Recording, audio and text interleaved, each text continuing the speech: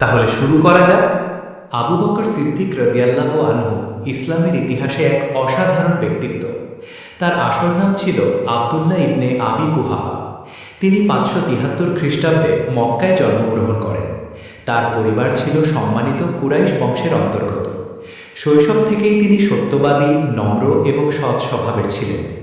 আরব সমাজে তখন মূর্তি পূজা প্রচলিত থাকলেও তিনি কখনো এতে জড়িত হননি, যা তার চিন্তাধারার স্বচ্ছতা ও উন্নত মানসিকতার পরিচয় দেয়। তরুণ বয়সে তিনি ব্যবসা শুরু করেন এবং খুব অল্প সময়ে একজন সফল ব্যবসায়ী হিসেবে পরিচিতি লাভ করেন। তার সততা ও বিশ্বস্ততার কারণে মানুষ তাকে অত্যন্ত বিশ্বাস করত। সমাজে তিনি একজন সম্মানিত ব্যক্তি হিসেবে পরিচিত হন। তার বন্ধুদের মধ্যে ছিলেন মহানবী মোহাম্মদ সাল্লাল্লাহু আলাইহি ওয়াসাল্লাম, যার সাথে তার বন্ধুত্ব ছিল গভীর ও আন্তরিক। যখন মহানবী সাল্লাল্লাহু আলাইহি ওয়াসাল্লাম ইসলামের দাওয়াত প্রদান শুরু করেন, তখন আবু বকর রাদিয়াল্লাহু আনহু কোনো দ্বিধা ছাড়াই ইসলাম গ্রহণ করেন। তিনি ছিলেন প্রাপ্তবয়স্ক পুরুষদের মধ্যে প্রথম ইসলাম গ্রহণকারী। তার এই গ্রহণযোগ্যতা ইসলামের প্রসারে গুরুত্বপূর্ণ ভূমিকা রাখে। তার মাধ্যমে অনেক প্রভাবশালী ব্যক্তি ইসলাম গ্রহণ করেন, যেমন উসমান ইবনে আফফান রাদিয়াল্লাহু আনহু, আব্দুর রহমান ইবনে আউফ রাদিয়াল্লাহু আনহু প্রমুখ। ইসলাম গ্রহণের পর তিনি তার সম্পদ ও সময় ইসলামের জন্য উৎসর্গ করেন। তিনি অনেক দাসকে মুক্ত করেন, যাদের মধ্যে ছিলেন বিখ্যাত সাহাবী বিলাল রাদিয়াল্লাহু আনহু। তিনি সবসময় মহানবী সাল্লাল্লাহু আলাইহি ওয়াসাল্লামের পাশে থেকেছেন, সুখে দুঃখে কখনো বিচ্ছিন্ন হননি। মক্কার কঠিন সময়ে তিনি ইসলামের জন্য অক্লান্ত পরিশ্রম করেন এবং নির্যাতনের মুখেও অবিচল থাকেন। মদিনায় হিজরতের সময় তিনি মহানবী সাল্লাল্লাহু আলাইহি ওয়াসাল্লামের সাথে গোপনে যাত্রা করেন। এই যাত্রা ইসলামের ইতিহাসে অত্যন্ত গুরুত্বপূর্ণ। পথে সাউর গুহায় তারা আশ্রয় নেন, যেখানে আবু বকর রাদিয়াল্লাহু আনহু তার প্রিয় নবীকে রক্ষা করতে সর্বোচ্চ সতর্কতা অবলম্বন করেন। এই ঘটনা তার সাহস, ভালোবাসা ও ঈমানের গভীরতা প্রকাশ করে। মহানবী সাল্লাল্লাহু আলাইহি ওয়াসাল্লামের ইন্তেকালের পর মুসলিম উম্মাহ কঠিন পরিস্থিতির সম্মুখীন হয়। তখন আবু বকর রাদিয়াল্লাহু আনহু প্রথম খলিফা হিসেবে দায়িত্ব গ্রহণ করেন। তিনি দৃঢ় নেতৃত্বের মাধ্যমে মুসলিম সমাজকে ঐক্যবদ্ধ রাখেন। তার সময়েই মিথ্যা নবীদের বিরুদ্ধে রিদ্দা যুদ্ধ পরিচালিত হয় এবং ইসলামের ভিত্তি আরও শক্তিশালী হয়। তার অন্যতম বড় অবদান ছিল কুরআন সংকলনের উদ্যোগ নেওয়া। যুদ্ধে অনেক হাফেজ শহীদ হয়ে যাওয়ার পর তিনি কুরআনকে সংরক্ষণের জন্য এটি লিখিত আকারে সংগ্রহ করার ব্যবস্থা করেন। এই কাজ ইসলামের ইতিহাসে এক যুগান্তকারী পদক্ষেপ হিসেবে বিবেচিত। আবু বকর রাদিয়াল্লাহু আনহু ছিলেন অত্যন্ত দানশীল ও বিনয়ী। তিনি নিজের সম্পদ দরিদ্রদের সাহায্যে ব্যয় করতেন এবং সাধারণ জীবনযাপন করতেন। তার শাসনামলে ন্যায় বিচার প্রতিষ্ঠিত হয় এবং জনগণের কল্যাণে তিনি সর্বদা সচেষ্ট ছিলেন। তিনি 634 খ্রিস্টাব্দে ইন্তেকাল করেন। তাকে মসজিদে নববী এর পাশে মহানবী সাল্লাল্লাহু আলাইহি ওয়াসাল্লামের কবরের নিকটে সমাহিত করা হয়। তার জীবন ইসলামের জন্য ত্যাগ, সততা ও নেতৃত্বের এক অনন্য উদাহরণ হয়ে আছে। এই সময়টি ছিল ইসলামের প্রাথমিক যুগ, যখন সত্যের পথে চলা সহজ ছিল না এবং প্রতিটি মুহূর্তেই ছিল বিপদ, নির্যাতন ও চ্যালেঞ্জ। যখন মহানবী মোহাম্মদ সাল্লাল্লাহু আলাইহি ওয়াসাল্লাম ইসলাম প্রচার শুরু করেন, তখন মক্কার অধিকাংশ মানুষ তার বিরোধিতা করে, কিন্তু আবু বকর রাদিয়াল্লাহু আনহু কোনো সন্দেহ বা দ্বিধা ছাড়াই তার প্রতি ঈমান আনেন। তার এই দৃঢ় বিশ্বাস ও দ্রুত সিদ্ধান্ত গ্রহণ তার চরিত্রের এক বিশেষ দিক প্রকাশ করে। ইসলাম গ্রহণের পর তিনি শুধু নিজেই মুসলমান হয়ে থেমে থাকেননি, বরং অন্যদেরও ইসলামের পথে আহ্বান করতে শুরু করেন। তার দাওয়াতের মাধ্যমে অনেক গুরুত্বপূর্ণ ব্যক্তি ইসলাম গ্রহণ করেন, যা ইসলামের ভিত্তি মজবুত করতে সাহায্য করে। ইসলাম গ্রহণের পর আবু বকর রাদিয়াল্লাহু আনহু কঠিন নির্যাতনের মুখোমুখি হন। মক্কার কুরাইশরা মুসলমানদের ওপর বিভিন্নভাবে অত্যাচার চালাত। অনেক সময় তাকেও মারধর করা হয় এবং সমাজ থেকে বিচ্ছিন্ন করার চেষ্টা করা হয়। তবুও তিনি তার ঈমান থেকে একটুও বিচ্যুত হননি। তার ধৈর্য ও আল্লাহর প্রতি আস্থা তাকে সব কষ্ট সহ্য করার শক্তি দিয়েছে। তিনি ছিলেন অত্যন্ত দানশীল ব্যক্তি। নিজের উপার্জিত সম্পদ তিনি ইসলামের পথে ব্যয় করতেন। বিশেষ করে তিনি অনেক নির্যাতিত দাসকে মুক্ত করেন। তাদের মধ্যে অন্যতম ছিলেন বিলাল রাদিয়াল্লাহু আনহু, যিনি পরবর্তীতে ইসলামের প্রথম মুয়াজ্জিন হিসেবে পরিচিত হন। আবু বকর রাদিয়াল্লাহু আনহু এসব কাজ শুধুমাত্র আল্লাহর সন্তুষ্টির জন্য করতেন, যা তার আন্তরিকতা ও ঈমানের গভীরতার প্রমাণ। মক্কায় মুসলমানদের ওপর নির্যাতন যখন চরমে পৌঁছায় তখন মহানবী সাল্লাল্লাহু আলাইহি ওয়াসাল্লাম মদিনায় হিজরতের নির্দেশ দেন। এই ঐতিহাসিক হিজরতের সময় আবু বকর রাদিয়াল্লাহু আনহু নবীর সঙ্গী হওয়ার সৌভাগ্য লাভ করেন। তারা গোপনে মক্কা ত্যাগ করেন এবং পথে সাউর গুহায় আশ্রয় নেন। সেই গুহায় অবস্থানকালে আবু বকর রাদিয়াল্লাহু আনহু সর্বদা চিন্তিত ছিলেন যেন কোনোভাবে নবীর ক্ষতি না হয়। তিনি নিজের জীবন বিপন্ন করে হলেও প্রিয় নবীকে রক্ষা করতে প্রস্তুত ছিলেন। মদিনায় পৌঁছানোর পর ইসলামের জন্য নতুন দিগন্ত উন্মোচিত হয়। আবু বকর রাদিয়াল্লাহু আনহু সেখানে ইসলামী রাষ্ট্র প্রতিষ্ঠার কাজে সক্রিয়ভাবে অংশগ্রহণ করেন। তিনি সবসময় মহানবী সাল্লাল্লাহু আলাইহি ওয়াসাল্লামের পাশে ছিলেন এবং প্রতিটি গুরুত্বপূর্ণ কাজে সহযোগিতা করেছেন। যুদ্ধ, শান্তি, চুক্তি সব ক্ষেত্রেই তার অবদান ছিল অত্যন্ত গুরুত্বপূর্ণ। এই সময়ের আরেকটি গুরুত্বপূর্ণ দিক ছিল তার দৃঢ়তা ও সত্যের প্রতি অবিচল অবস্থান। তিনি কখনোই অন্যায়ের সাথে আপোস করেননি। ইসলামের আদর্শ রক্ষা করার জন্য তিনি সর্বদা প্রস্তুত ছিলেন এবং নিজের জীবন ও সম্পদ ত্যাগ করতে কুণ্ঠাবোধ করেননি। এইভাবে আবু বকর সিদ্দিক রাদিয়াল্লাহু আনহু এর জীবনের দ্বিতীয় অধ্যায় আমাদের সামনে তুলে ধরে এক সাহসী, ত্যাগী ও নিবেদিত প্রাণ মুসলমানের চিত্র, যিনি শুধু নিজের জন্য নয় বরং পুরো মানব জাতির কল্যাণের জন্য কাজ করেছেন। তার এই ত্যাগ ও অবদান ইসলামের ইতিহাসে চিরস্মরণীয় হয়ে আছে।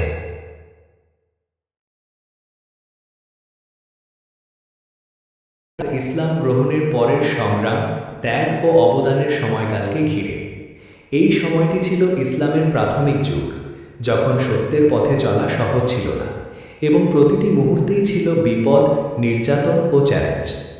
যখন মহানবী মুহাম্মদ সাল্লাল্লাহু আলাইহি ওয়াসাল্লাম ইসলাম প্রচার শুরু করেন তখন মক্কার অধিকাংশ মানুষ তার বিরোধিতা করে, কিন্তু আবু বকর রাদিয়াল্লাহু আনহু কোনো সন্দেহ বা দ্বিধা ছাড়াই তার প্রতি ঈমান আনেন। তার এই দৃঢ় বিশ্বাস ও দ্রুত সিদ্ধান্ত গ্রহণ তার চরিত্রের এক বিশেষ দিক প্রকাশ করে। ইসলাম গ্রহণের পর তিনি শুধু নিজেই মুসলমান হয়ে থেমে থাকেননি, বরং অন্যদেরও ইসলামের পথে আহ্বান করতে শুরু করেন। তার দাওয়াতের মাধ্যমে অনেক গুরুত্বপূর্ণ ব্যক্তি ইসলাম গ্রহণ করেন, যা ইসলামের ভিত্তি মজবুত করতে সাহায্য করে। ইসলাম গ্রহণের পর আবু বকর রাদিয়াল্লাহু আনহু কঠিন নির্যাতনের মুখোমুখি হন। মক্কার কুরাইশরা মুসলমানদের ওপর বিভিন্নভাবে অত্যাচার চালাত। অনেক সময় তাকেও মারধর করা হয় এবং সমাজ থেকে বিচ্ছিন্ন করার চেষ্টা করা হয়। তবুও তিনি তার ঈমান থেকে একটুও বিচ্যুত হননি। তার ধৈর্য ও আল্লাহর প্রতি আস্থা তাকে সব কষ্ট সহ্য করার শক্তি দিয়েছে। তিনি ছিলেন অত্যন্ত দানশীল ব্যক্তি। নিজের উপার্জিত সম্পদ তিনি ইসলামের পথে ব্যয় করতেন। বিশেষ করে তিনি অনেক নির্যাতিত দাসকে মুক্ত করেন। তাদের মধ্যে অন্যতম ছিলেন বিলাল রাদিয়াল্লাহু আনহু, যিনি পরবর্তীতে ইসলামের প্রথম মুয়াজ্জিন হিসেবে পরিচিত হন। আবু বকর রাদিয়াল্লাহু আনহু এসব কাজ শুধুমাত্র আল্লাহর সন্তুষ্টির জন্য করতেন, যা তার আন্তরিকতা ও ঈমানের গভীরতার প্রমাণ। মক্কায় মুসলমানদের ওপর নির্যাতন যখন চরমে পৌঁছায় তখন মহানবী সাল্লাল্লাহু আলাইহি ওয়াসাল্লাম মদিনায় হিজরতের নির্দেশ দেন। এই ঐতিহাসিক হিজরতের সময় আবু বকর রাদিয়াল্লাহু আনহু নবীর সঙ্গী হওয়ার সৌভাগ্য লাভ করেন। তারা গোপনে মক্কা ত্যাগ করেন এবং পথে সাউর গুহায় আশ্রয় নেন। সেই গুহায় অবস্থানকালে আবু বকর রাদিয়াল্লাহু আনহু সর্বদা চিন্তিত ছিলেন যেন কোনোভাবে নবীর ক্ষতি না হয়। তিনি নিজের জীবন বিপন্ন করে হলেও প্রিয় নবীকে রক্ষা করতে প্রস্তুত ছিলেন। মদিনায় পৌঁছানোর পর ইসলামের জন্য নতুন দিগন্ত উন্মোচিত হয়। আবু বকর রাদিয়াল্লাহু আনহু সেখানে ইসলামী রাষ্ট্র প্রতিষ্ঠার কাজে সক্রিয়ভাবে অংশগ্রহণ করেন। তিনি সবসময় মহানবী সাল্লাল্লাহু আলাইহি ওয়াসাল্লামের পাশে ছিলেন এবং প্রতিটি গুরুত্বপূর্ণ কাজে সহযোগিতা করেছেন। যুদ্ধ, শান্তি, চুক্তি সব ক্ষেত্রেই তার অবদান ছিল অত্যন্ত গুরুত্বপূর্ণ। এই সময়ের আরেকটি গুরুত্বপূর্ণ দিক ছিল তার দৃঢ়তা ও সত্যের প্রতি অবিচল অবস্থান। তিনি কখনোই অন্যায়ের সাথে আপোস করেননি। ইসলামের আদর্শ রক্ষা করার জন্য তিনি সর্বদা প্রস্তুত ছিলেন এবং নিজের জীবন ও সম্পদ ত্যাগ করতে কুণ্ঠাবোধ করেননি। এইভাবে আবু বকর সিদ্দিক রাদিয়াল্লাহু আনহু এর জীবনের দ্বিতীয় অধ্যায় আমাদের সামনে তুলে ধরে এক সাহসী, ত্যাগী ও নিবেদিত প্রাণ মুসলমানের চিত্র, যিনি শুধু নিজের জন্য নয় বরং পুরো মানব জাতির কল্যাণের জন্য কাজ করেছেন। তার এই ত্যাগ ও অবদান ইসলামের ইতিহাসে চিরস্মরণীয় হয়ে আছে। মূলত তার ইসলাম গ্রহণের পরের সংগ্রাম, ত্যাগ ও অবদানের সময়কালকে ঘিরে। এই সময়টি ছিল ইসলামের প্রাথমিক যুগ, যখন সত্যের পথে চলা সহজ ছিল না এবং প্রতিটি মুহূর্তেই ছিল বিপদ, নির্যাতন ও চ্যালেঞ্জ।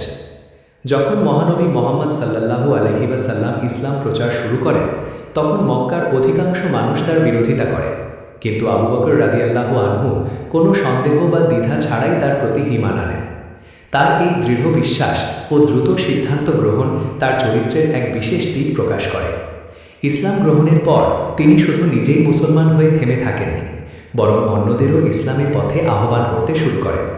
তার দাওয়াতের মাধ্যমে অনেক গুরুত্বপূর্ণ ব্যক্তি ইসলাম গ্রহণ করেন, যা ইসলামের ভিত্তি মজবুত করতে সাহায্য করে। ইসলাম গ্রহণের পর আবু বকর রাদিয়াল্লাহু আনহু কঠিন নির্যাতনের মুখোমুখি হন। মক্কার কুরাইশরা মুসলমানদের ওপর বিভিন্নভাবে অত্যাচার চালাত। অনেক সময় তাকেও মারধর করা হয় এবং সমাজ থেকে বিচ্ছিন্ন করার চেষ্টা করা হয়। তবুও তিনি তার ঈমান থেকে একটুও বিচ্যুত হননি। তার ধৈর্য ও আল্লাহর প্রতি আস্থা তাকে সব কষ্ট সহ্য করার শক্তি দিয়েছে। তিনি ছিলেন অত্যন্ত দানশীল ব্যক্তি। নিজের উপার্জিত সম্পদ তিনি ইসলামের পথে ব্যয় করতেন। বিশেষ করে তিনি অনেক নির্যাতিত দাসকে মুক্ত করেন। তাদের মধ্যে অন্যতম ছিলেন বিলাল রাদিয়াল্লাহু আনহু, যিনি পরবর্তীতে ইসলামের প্রথম মুয়াজ্জিন হিসেবে পরিচিত হন। আবু বকর রাদিয়াল্লাহু আনহু এসব কাজ শুধুমাত্র আল্লাহর সন্তুষ্টির জন্য করতেন, যা তার আন্তরিকতা ও ঈমানের গভীরতার প্রমাণ। মক্কায় মুসলমানদের ওপর নির্যাতন যখন চরমে পৌঁছায়, তখন মহানবী সাল্লাল্লাহু আলাইহি ওয়াসাল্লাম মদিনায় হিজরতের নির্দেশ দেন। এই ঐতিহাসিক হিজরতের সময় আবু বকর রাদিয়াল্লাহু আনহু নবীর সঙ্গী হওয়ার সৌভাগ্য লাভ করেন। তারা গোপনে মক্কা ত্যাগ করেন এবং পথে সাউর গুহায় আশ্রয় নেন। সেই গুহায় অবস্থানকালে আবু বকর রাদিয়াল্লাহু আনহু সর্বদা চিন্তিত ছিলেন যেন কোনোভাবে নবীর ক্ষতি না হয়। তিনি নিজের জীবন বিপন্ন করে হলেও প্রিয় নবীকে রক্ষা করতে প্রস্তুত ছিলেন। মদিনায় পৌঁছানোর পর ইসলামের জন্য নতুন দিগন্ত উন্মোচিত হয়।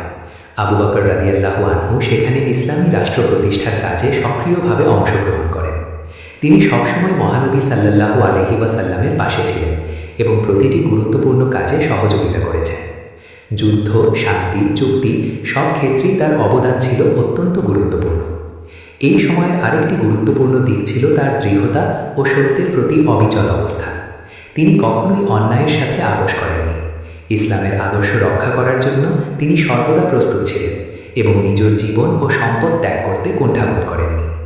এইভাবে আবু বকর সিদ্দিক রাদিয়াল্লাহু আনহু-এর জীবনের দ্বিতীয় অধ্যায় আমাদের সামনে তুলে ধরে এক সাহসী, ত্যাগী ও নিবেদিত প্রাণ মুসলমানের চিত্র, যিনি শুধু নিজের জন্য নয়, বরং পুরো মানব জাতির কল্যাণের জন্য কাজ করেছেন।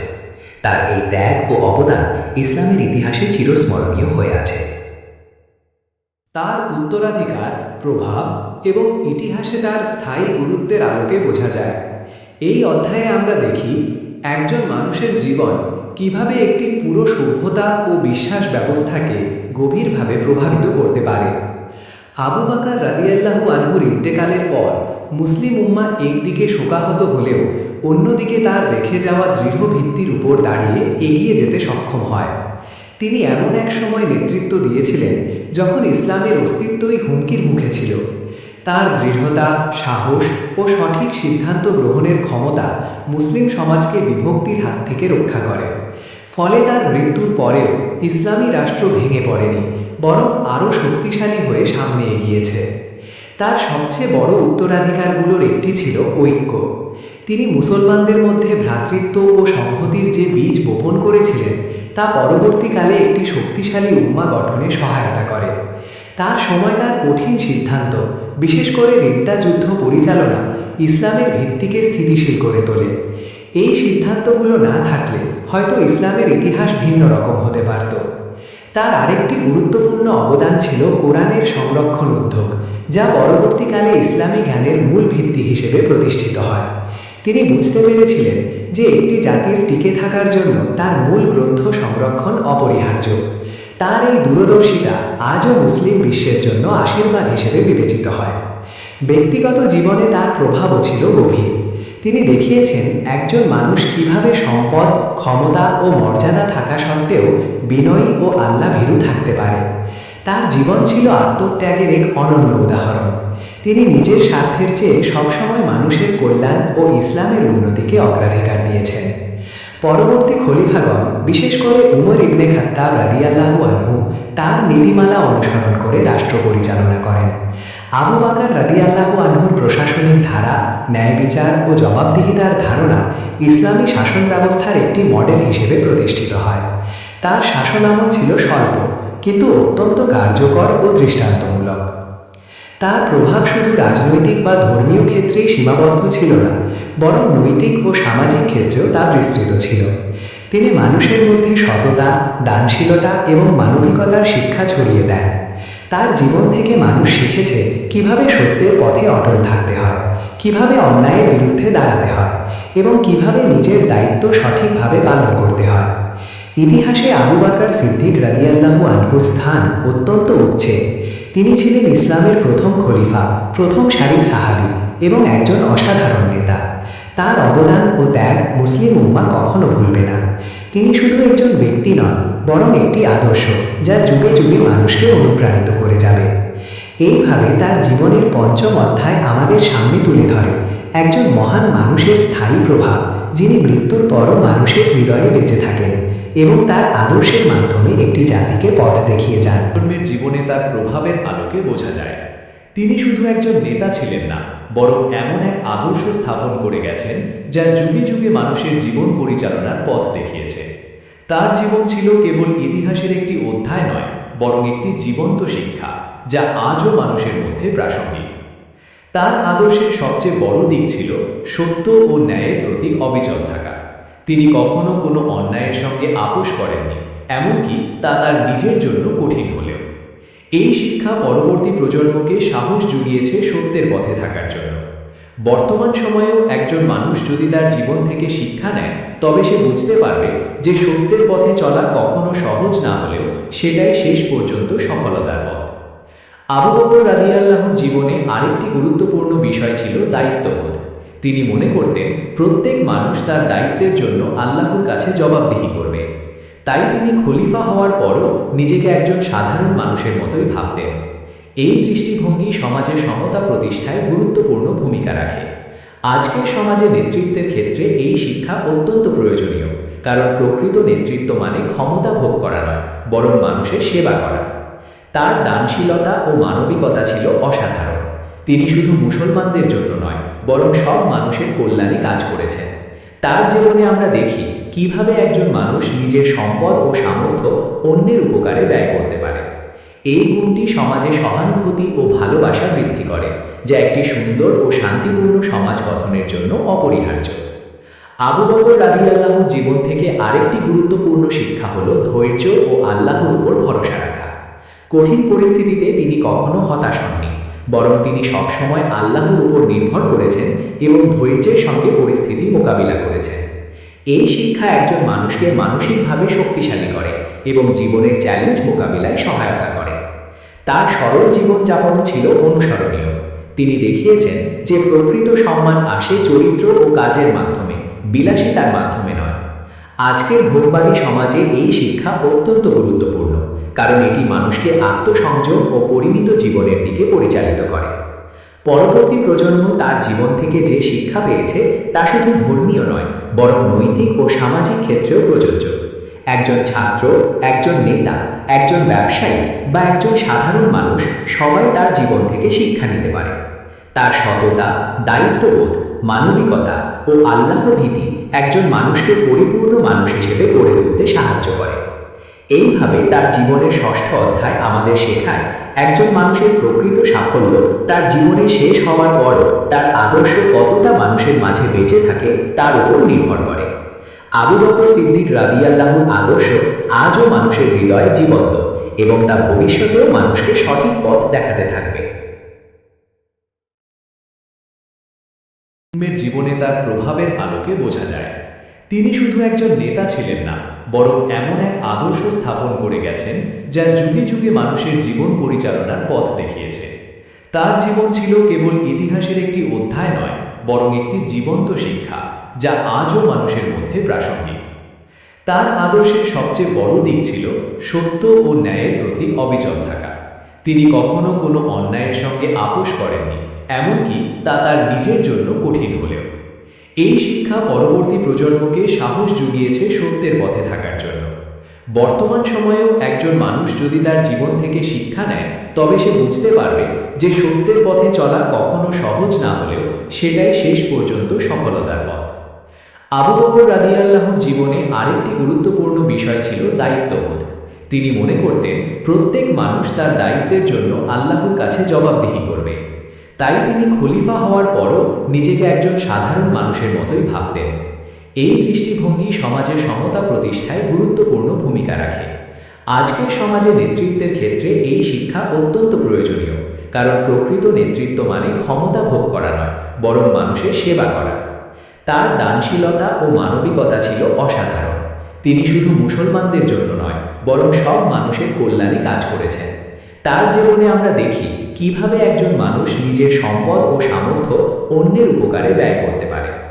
এই গুণটি সমাজে সহানুভূতি ও ভালোবাসা বৃদ্ধি করে, যা একটি সুন্দর ও শান্তিপূর্ণ সমাজ গঠনের জন্য অপরিহার্য। আবু বকর রাদিয়াল্লাহুর জীবন থেকে আরেকটি গুরুত্বপূর্ণ শিক্ষা হল ধৈর্য ও আল্লাহর উপর ভরসা রাখা। কঠিন পরিস্থিতিতে তিনি কখনো হতাশ হননি, বরং তিনি সবসময় আল্লাহর উপর নির্ভর করেছেন এবং ধৈর্যের সঙ্গে পরিস্থিতি মোকাবিলা করেছেন। এই শিক্ষা একজন মানুষকে মানসিকভাবে শক্তিশালী করে এবং জীবনের চ্যালেঞ্জ মোকাবিলায় সহায়তা করে। তার সরল জীবনযাপনও ছিল অনুসরণীয়। তিনি দেখিয়েছেন যে প্রকৃত সম্মান আসে চরিত্র ও কাজের মাধ্যমে, বিলাসিতার মাধ্যমে নয়। আজকের ভোগবাদী সমাজে এই শিক্ষা অত্যন্ত গুরুত্বপূর্ণ, কারণ এটি মানুষকে আত্মসংযম ও পরিমিত জীবনের দিকে পরিচালিত করে। পরবর্তী প্রজন্ম তার জীবন থেকে যে শিক্ষা পেয়েছে তা শুধু ধর্মীয় নয়, বরং নৈতিক ও সামাজিক ক্ষেত্রেও প্রযোজ্য। একজন ছাত্র, একজন নেতা, একজন ব্যবসায়ী বা একজন সাধারণ মানুষ সবাই তার জীবন থেকে শিক্ষা নিতে পারে। তার সততা, দায়িত্ববোধ, মানবিকতা ও আল্লাহ ভীতি একজন মানুষকে পরিপূর্ণ মানুষ হিসেবে গড়ে তুলতে সাহায্য করে। এইভাবে তার জীবনের ষষ্ঠ অধ্যায় আমাদের শেখায় একজন মানুষের প্রকৃত সাফল্য তার জীবনে শেষ হওয়ার পরও তার আদর্শ কতটা মানুষের মাঝে বেঁচে থাকে তার উপর নির্ভর করে। আবু বকর সিদ্দিক রাদিয়াল্লাহুর আদর্শ আজও মানুষের হৃদয়ে জীবন্ত এবং তা ভবিষ্যতেও মানুষকে সঠিক পথ দেখাতে থাকবে। ইসলামের ইতিহাসে তার স্থায়ী অবস্থানকে কেন্দ্র করে গঠিত। এই অধ্যায়ে আমরা দেখি একজন মানুষের জীবন শেষ হয়ে গেলেও তার আদর্শ কিভাবে যুগের পর যুগ মানুষের হৃদয়ে বেঁচে থাকে এবং সমাজকে পথ দেখায়। আবু বকর রাদিয়াল্লাহু আনহু ছিলেন এমন একজন ব্যক্তিত্ব যার জীবন ছিল পুরোপুরি ইসলাম ও মানবতার জন্য উৎসর্গিত। তার মৃত্যুর পর মুসলিম উম্মাহ গভীর শোকের মধ্যে পড়ে, কারণ তিনি ছিলেন মহানবী মুহাম্মদ সাল্লাল্লাহু আলাইহি ওয়াসাল্লামের সবচেয়ে ঘনিষ্ঠ সঙ্গী এবং ইসলামের প্রথম খলিফা হিসেবে তিনি অত্যন্ত গুরুত্বপূর্ণ সময় নেতৃত্ব দিয়েছেন। তার অনুপস্থিতি মুসলমানদের জন্য ছিল এক অপূরণীয় ক্ষতি। তার সবচেয়ে বড় অবদান ছিল ইসলামের ভিত্তিকে দৃঢ় করা। তার শাসনামলে রিদ্দা যুদ্ধের মাধ্যমে ইসলামের ঐক্য রক্ষা করা হয়, যা পরবর্তী ইসলামী সভ্যতার ভিত্তি মজবুত করে।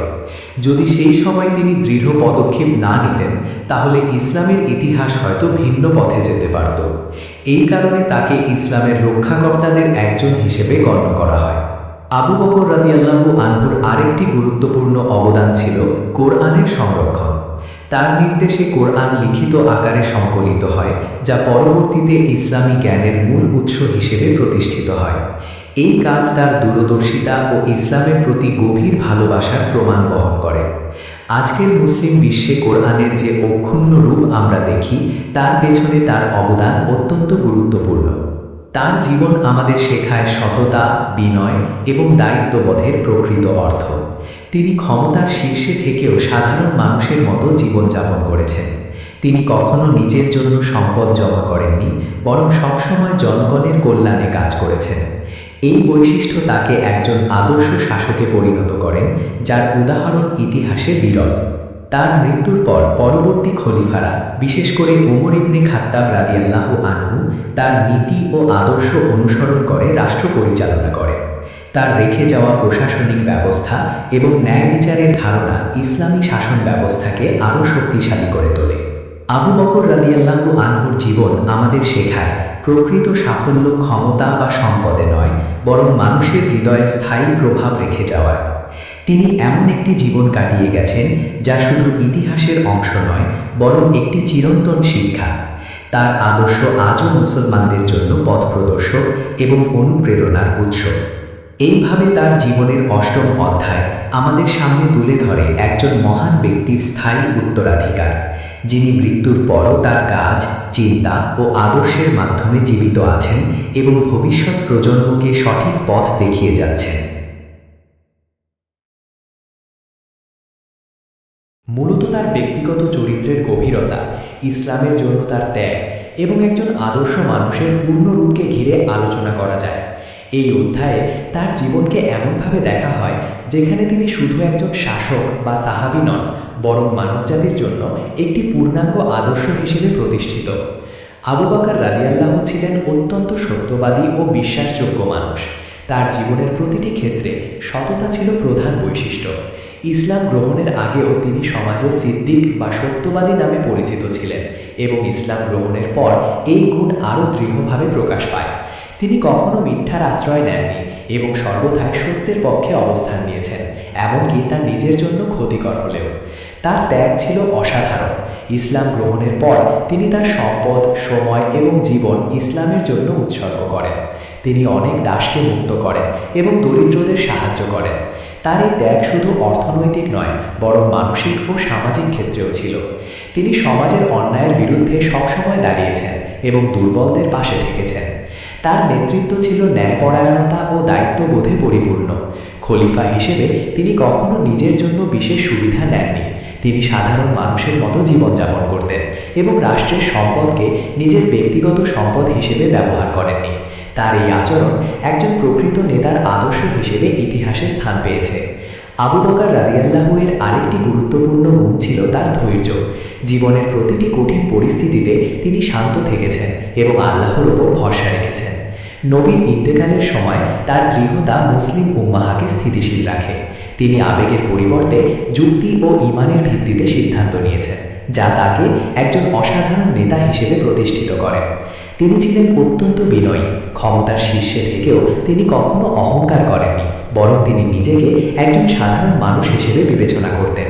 এই বিনয় তাকে মানুষের কাছে আরও প্রিয় করে তুলেছিল এবং তার নেতৃত্বকে গ্রহণযোগ্য করে তুলেছিল। তার জীবনের আরেকটি গুরুত্বপূর্ণ দিক ছিল আল্লাহভীতি। তিনি সর্বথাই মনে করতেন প্রতিটি কাজের জন্য তাকে আল্লাহর কাছে জবাব দিতে হবে। এই অনুভূতি তাকে ন্যায় বিচার ও সততার পথে দৃঢ় রেখেছিল। তার এই গুণ একজন মুসলমানের জন্য আদর্শ হিসেবে বিবেচিত হয়। আবু বকর রাদিয়াল্লাহু আমাদের শেখান যে একজন মানুষের প্রকৃত মর্যাদা তার চরিত্র ও কাজের মাধ্যমে নির্ধারিত হয়। তিনি ছিলেন এমন একজন ব্যক্তি যিনি নিজের জীবনকে ইসলামের জন্য সম্পূর্ণভাবে উৎসর্গ করেছিলেন এবং মানবতার জন্য একটি উজ্জ্বল দৃষ্টান্ত স্থাপন করেছিলেন। এইভাবে তার জীবনের নবম অধ্যায় আমাদের সামনে তুলে ধরে এক পূর্ণাঙ্গ আদর্শ মানুষের ছবি, যার জীবন সত্য, ত্যাগ, বিনয় ও ন্যায় বিচারের এক অনন্য সমন্বয়। তার এই শিক্ষা আজও মানুষের জন্য পথ প্রদর্শক এবং অনুপ্রেরণার উৎস হিসেবে কাজ করে ও মানব ইতিহাসে তার স্থায়ী প্রভাব হিসেবে দেখা যায়। এই অধ্যায়ে আমরা তার পুরো জীবনের অর্জন ও আদর্শকে একত্রে বুঝতে পারি, যা তাকে ইসলামের ইতিহাসে এক অনন্য মর্যাদায় অধিষ্ঠিত করেছে। আবু বকর রাদিয়াল্লাহু আনহু ছিলেন এমন একজন ব্যক্তি যার জীবন শুরু থেকে শেষ পর্যন্ত সত্য, সততা ও আল্লাহভীতির ওপর প্রতিষ্ঠিত ছিল। তিনি ইসলাম গ্রহণের মাধ্যমে যে পথ শুরু করেন তা শেষ পর্যন্ত পূর্ণ ত্যাগ ও দায়িত্বের মাধ্যমে সম্পন্ন করেন। তার জীবনের প্রতিটি ধাপই ছিল ইসলামের জন্য উৎসর্গীকৃত। তিনি শুধু একজন সাহাবী বা খলিফা ছিলেন না, বরং ইসলামী সমাজের ভিত্তি গড়ে তোলার অন্যতম প্রধান কারিগর ছিলেন। মহান নবী মুহাম্মদ সাল্লাল্লাহু আলাইহি ওয়াসাল্লামের ইন্তেকালের পর তিনি যে কঠিন পরিস্থিতিতে নেতৃত্ব দেন তা ইতিহাসে বিরল। সেই সময় ইসলামের ঐক্য ভেঙে পড়ার উপক্রম হয়েছিল, কিন্তু তার দৃঢ় নেতৃত্বে মুসলিম সমাজ আবার একত্রিত হয়। তার সবচেয়ে বড় অবদানগুলোর মধ্যে ছিল রিদ্দা যুদ্ধের মাধ্যমে ইসলামের ঐক্য রক্ষা করা এবং কুরআন সংকলনের উদ্যোগ নেওয়া। এই দুটি কাজ ইসলামের ইতিহাসে অত্যন্ত গুরুত্বপূর্ণ ভূমিকা পালন করে। বিশেষ করে কুরআন সংরক্ষণ তার দূরদর্শিতার প্রমাণ বহন করে, যা আজও মুসলিম বিশ্বের জন্য অমূল্য সম্পদ। আবু বকর রাদিয়াল্লাহু আনহু ছিলেন অত্যন্ত বিনয়ী ও সরল জীবনযাপনের অধিকারী। ক্ষমতার শীর্ষে থেকেও তিনি সাধারণ মানুষের মতো জীবন কাটিয়েছেন।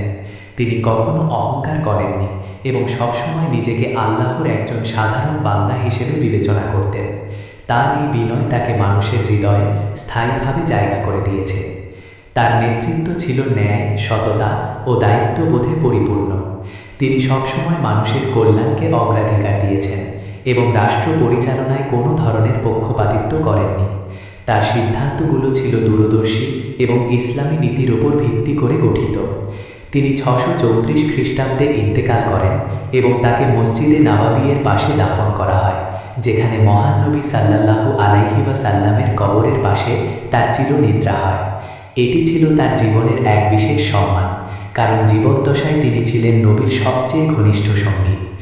আবু বকর সিদ্দিক রাদিয়াল্লাহু আনহের জীবন আমাদের শেখায় যে প্রকৃত সাফল্য সম্পদ বা ক্ষমতায় নয়, বরং সততা, ত্যাগ, ঈমান ও মানবতার সেবায় নিহিত। তার আদর্শ আজও মুসলিম উম্মাহকে পথ দেখায় এবং ভবিষ্যতেও দেখাবে। এইভাবে তার জীবনের 10ম অধ্যায় আমাদের সামনে তুলে ধরে এক পরিপূর্ণ মানুষের জীবন কাহিনী, যিনি নিজের জীবনকে ইসলামের জন্য উৎসর্গ করে মানব ইতিহাসে চিরস্থায়ী স্থান অর্জন করেছেন। ওনার নীতি এবং মানবিক মূল্যবোধের পূর্ণ প্রকাশ হিসেবে দেখা যায়। এই অধ্যায়ে তার জীবনকে এমনভাবে বোঝা যায় যেখানে একজন শাসক শুধু ক্ষমতা পরিচালনা করেন না, বরং একটি জাতিকে নৈতিকভাবে গড়ে তোলেন। তিনি যখন খলিফা হিসেবে দায়িত্ব গ্রহণ করেন, তখন তার প্রথম বক্তব্যেই নিজের অবস্থান পরিষ্কার করে দেন। তিনি বলেন তিনি কোনোভাবে সবচেয়ে শ্রেষ্ঠ নন, বরং তিনি শুধুমাত্র একজন দায়িত্বপ্রাপ্ত ব্যক্তি, যিনি সঠিক থাকলে তাকে অনুসরণ করা হবে এবং ভুল করলে সংশোধন করা হবে। এই বক্তব্য তার নেতৃত্বের মূল ভিত্তি তৈরি করে, জবাবদিহিতা এবং ন্যায় বিচার। তার শাসনামলে তিনি সর্বদা জনগণের অধিকার রক্ষায় সচেষ্ট ছিলেন। তিনি বিশ্বাস করতেন শাসকের কাজ মানুষের সেবা করা, তাদের উপর কর্তৃত্ব করা নয়। তাই তিনি প্রতিদিন সাধারণ মানুষের খবর নিতেন এবং দরিদ্রদের অবস্থার দিকে নজর রাখতেন। তিনি কখনোই রাষ্ট্রীয় সম্পদকে নিজের ব্যক্তিগত সম্পদ হিসেবে ব্যবহার করেননি। তার জীবনযাপন ছিল অত্যন্ত সরল এবং সাদামাটা। আবু বকর রাদিয়াল্লাহু আনহু প্রশাসনিক ক্ষেত্রে কঠোর হলেও ন্যায়পরায়ণ ছিলেন। তিনি যোগ্যতাকে সর্বোচ্চ গুরুত্ব দিতেন। কোনো আত্মীয়তা বা ব্যক্তিগত সম্পর্ক তার সিদ্ধান্তকে প্রভাবিত করতে পারত না। তিনি জানতেন ন্যায় বিচার ছাড়া কোনো রাষ্ট্র টিকে থাকতে পারে না। এই কারণে তার শাসনামলে বিচার ব্যবস্থা ছিল অত্যন্ত শক্তিশালী ও নিরপেক্ষ। তার নেতৃত্বে মুসলিম সমাজে ঐক্য বজায় ছিল, যদিও শুরুতে অনেক চ্যালেঞ্জ ছিল। কিছু অঞ্চল বিদ্রোহ করেছিল, কিছু লোক ইসলাম ত্যাগ করেছিল, কিন্তু তিনি ধৈর্য, কৌশল এবং দৃঢ়তার মাধ্যমে পরিস্থিতি নিয়ন্ত্রণ করেন। তার সিদ্ধান্তগুলো ছিল সময় উপযোগী এবং গভীর চিন্তাশীল, যা রাষ্ট্রকে ভাঙনের হাত থেকে রক্ষা করে। তার আরেকটি বড় গুণ ছিল পরামর্শ গ্রহণের মানসিকতা। তিনি এককভাবে সিদ্ধান্ত নিতেন না, বরং সাহাবীদের সঙ্গে পরামর্শ করতেন। বিশেষ করে উমর ইবনে খাত্তাব রাদিয়াল্লাহু আনহুর মতো সাহাবীদের মতামতকে তিনি গুরুত্ব দিতেন। এই পরামর্শ ভিত্তিক শাসন ব্যবস্থা ইসলামী রাষ্ট্রকে আরও শক্তিশালী করে তোলে। আবু বকর রাদিয়াল্লাহু আনহুর জীবন ছিল সম্পূর্ণ আল্লাহ ভীতির উপর ভিত্তি করে গঠিত।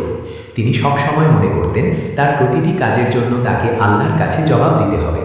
এই অনুভূতি তাকে অন্যায়ের পথে যেতে দেয়নি। তিনি ক্ষমতা থাকা সত্ত্বেও সবসময় বিনয়ী ও আত্মসমালোচনামূলক ছিলেন। তার মানবিক গুণাবলীও ছিল অসাধারণ। তিনি অসহায়, দরিদ্র এবং এতিমদের প্রতি বিশেষ সহানুভূতিশীল ছিলেন। অনেক সময় তিনি গোপনে মানুষের সাহায্য করতেন, যাতে কেউ জানতে না পারে। তার এই মানবিক আচরণ সমাজে ভালোবাসা ও আস্থার পরিবেশ তৈরি করেছিল। এই অধ্যায়ে আরও গুরুত্বপূর্ণ বিষয় হল তার দূরদর্শিতা। তিনি জানতেন রাষ্ট্রের ভবিষ্যৎ কিভাবে গড়ে উঠবে। তাই তিনি এমন সিদ্ধান্ত নিতেন যা শুধু বর্তমান নয়, ভবিষ্যতের জন্য কল্যাণকর। তার সবচেয়ে বড় উদাহরণ হল কোরআন সংরক্ষণের উদ্যোগ, যা পরবর্তী প্রজন্মের জন্য চিরস্থায়ী সম্পদ হয়ে আছে। আবু বকর সিদ্দিক রাদিয়াল্লাহু আনহুর জীবনের এই অংশ আমাদের শেখায় একজন প্রকৃত নেতা কেমন হওয়া উচিত। নেতৃত্ব মানে ক্ষমতা নয়, বরং দায়িত্ব, ত্যাগ এবং মানুষের কল্যাণ। তার জীবন আমাদের শেখায় যে ন্যায়, সততা এবং আল্লাহ ভীতি ছাড়া প্রকৃত সফলতা অর্জন সম্ভব নয়। এইভাবে তার একাদশ অধ্যায় আমাদের সামনে তুলে ধরে একজন পূর্ণাঙ্গ আদর্শ নেতার চিত্র, যিনি ইসলামী রাষ্ট্রের ভিত্তি মজবুত করেছেন এবং মানবতার জন্য এক চিরন্তন উদাহরণ রেখে গেছেন। ফলন এবং ইসলামের ইতিহাসে তার স্থায়ী উত্তরাধিকার হিসেবে দেখা যায়। এই অধ্যায়ে তার জীবন শুধু একজন ব্যক্তি হিসেবে নয়, বরং একটি পূর্ণাঙ্গ আদর্শ ব্যবস্থা হিসেবে মানুষের সামনে উপস্থাপিত হয়। তিনি এমন এক সময়ে ইসলামের নেতৃত্ব গ্রহণ করেছিলেন যখন সমাজ ছিল বিভক্ত, অস্থির এবং সংকটপূর্ণ। কিন্তু তার দৃঢ়তা, ধৈর্য এবং আল্লাহর প্রতি গভীর বিশ্বাস মুসলিম উম্মাকে একত্রিত করে। তার নেতৃত্বে ইসলামী রাষ্ট্র শুধু টিকে থাকেনি, বরং শক্তিশালী ভিত্তির ওপর দাঁড়িয়ে ভবিষ্যতের দিকে এগিয়ে গেছে। আবু বকর রাদিয়াল্লাহু তাআলার জীবনের সবচেয়ে বড় শিক্ষা হল সত্য ও ন্যায়ের প্রতি অটল থাকা। তিনি কখনোই অন্যায়ের সঙ্গে আফসোস করেননি। তার প্রতিটি সিদ্ধান্ত ছিল ন্যায় বিচারের উপর প্রতিষ্ঠিত। এই কারণে তিনি ইতিহাসে শুধু একজন শাসক হিসেবে নয়, বরং একজন আদর্শ বিচারক ও ন্যায়পরায়ণ নেতা হিসেবে স্মরণীয় হয়ে আছেন। তার আরেকটি গুরুত্বপূর্ণ অবদান হল ইসলামের সংরক্ষণ ও প্রতিষ্ঠা। রিদ্দা যুদ্ধের মাধ্যমে তিনি ইসলামের ঐক্য রক্ষা করেন এবং কোরআন সংকলনের মাধ্যমে ধর্মীয় গ্রন্থের অক্ষুণ্ণতা নিশ্চিত করেন। এই দুটি কাজ ইসলামের ইতিহাসে চিরস্থায়ী ভিত্তি হিসেবে কাজ করেছে।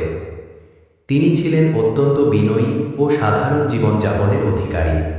ক্ষমতার শীর্ষে থেকেও তিনি কখনো বিলাসিতা গ্রহণ করেননি। তার জীবন ছিল সরলতা, দায়িত্ববোধ এবং আল্লাহ ভীতির এক অনন্য উদাহরণ। এই গুণাবলী তাকে মানুষের হৃদয়ে চিরস্থায়ীভাবে স্থান দিয়েছে। তার নেতৃত্বের আরেকটি বড় বৈশিষ্ট্য ছিল পরামর্শ গ্রহণ এবং সঠিক সিদ্ধান্ত নেওয়ার ক্ষমতা। তিনি কখনো এককভাবে সিদ্ধান্ত চাপিয়ে দিতেন না, বরং সাহাবীদের সঙ্গে পরামর্শ করে রাষ্ট্র পরিচালনা করতেন। এই গণতান্ত্রিক দৃষ্টিভঙ্গি ইসলামী শাসন ব্যবস্থাকে আরও শক্তিশালী করে তোলে। আবু বকর রাদিয়াল্লাহু তাআলার জীবন আমাদের শেখায় যে প্রকৃত সাফল্য ক্ষমতা বা সম্পদে নয়, বরং নৈতিকতা, সততা এবং মানবতার সেবায় নিহিত। তিনি দেখিয়ে গেছেন একজন মানুষ কিভাবে নিজের জীবনকে সম্পূর্ণভাবে আল্লাহ ও মানবতার জন্য উৎসর্গ করতে পারে। তার মৃত্যু হলেও তার আদর্শ কখনো শেষ হয়নি, বরং তা ইসলামী সমাজের ভিত্তি হিসেবে আজও জীবন্ত রয়েছে। তার শিক্ষা, নীতি এবং জীবনধারা মুসলিম উম্মাকে সবসময় সঠিক পথে পরিচালিত করেছে এবং ভবিষ্যতেও করবে। এইভাবে দ্বাদশ অধ্যায় আমাদের সামনে তুলে ধরে এক মহান ব্যক্তিত্বের পূর্ণাঙ্গ জীবনচিত্র, যিনি শুধু ইতিহাসে নাম লিখে যাননি, বরং মানবতার জন্য একটি চিরন্তন আদর্শ রেখে গেছেন।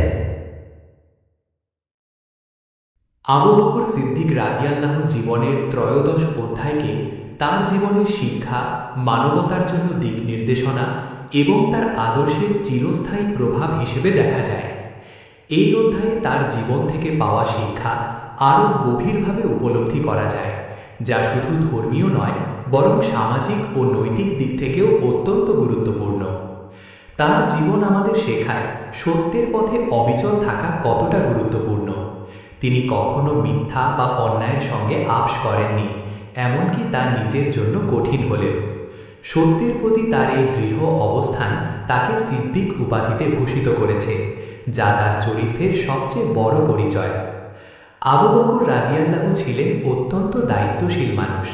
তিনি বিশ্বাস করতেন প্রতিটি মানুষের কাজের জন্য তাকে আল্লাহর কাছে জবাব দিতে হবে। এই বিশ্বাস তাকে সবসময় সঠিক সিদ্ধান্ত নিতে সাহায্য করেছে।